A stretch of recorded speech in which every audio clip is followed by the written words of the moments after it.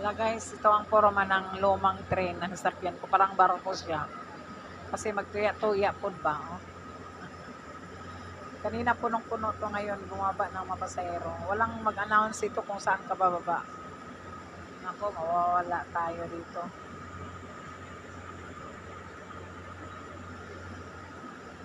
Di tulad ng MRT na yun o, yun ang nagtaturotot.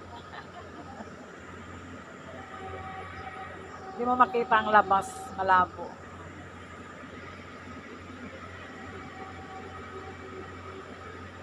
Lapit na ako bababa.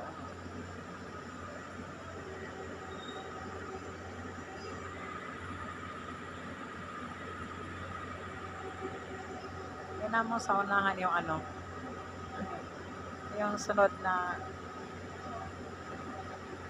yung sa unahan, maalog-alog siya. Para siyang barko na maalon.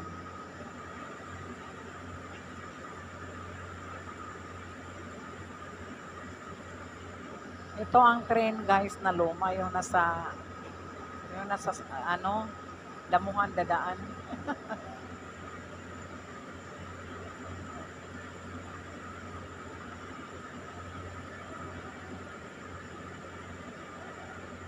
Kasi ako ng Santa Mesa, dito pala dadaanan niya.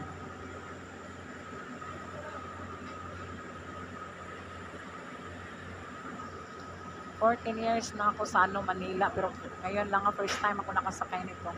Nakakatakot din guys, so tingnan mo, tuya siya. Parang siyang ano,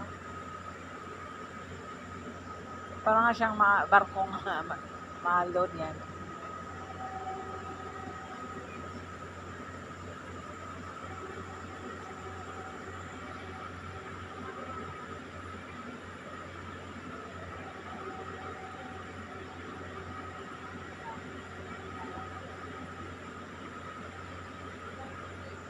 Nagserbato na siya, malapit ng stasyon.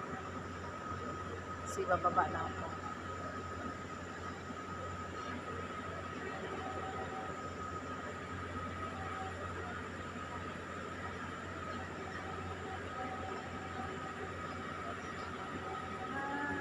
Malapit na guys.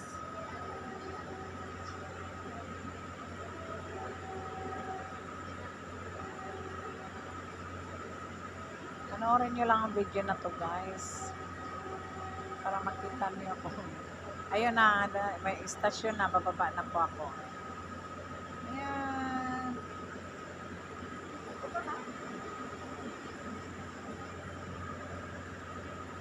Sigurado ka ah. Sigurado ka dito po. Sigurado ka dito kumapanga. Espanya kasi ako bababa.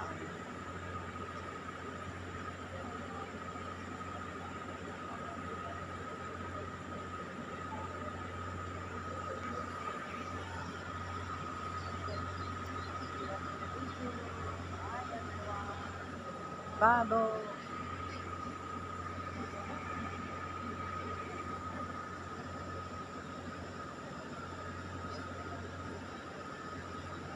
Yan, si tayo ang mga tao guys. Mababa na ako.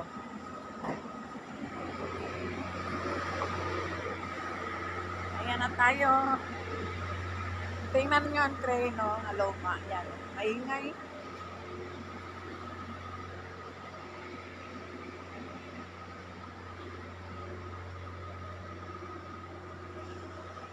Madilim siya. Kasi makulimlim din ang panahon.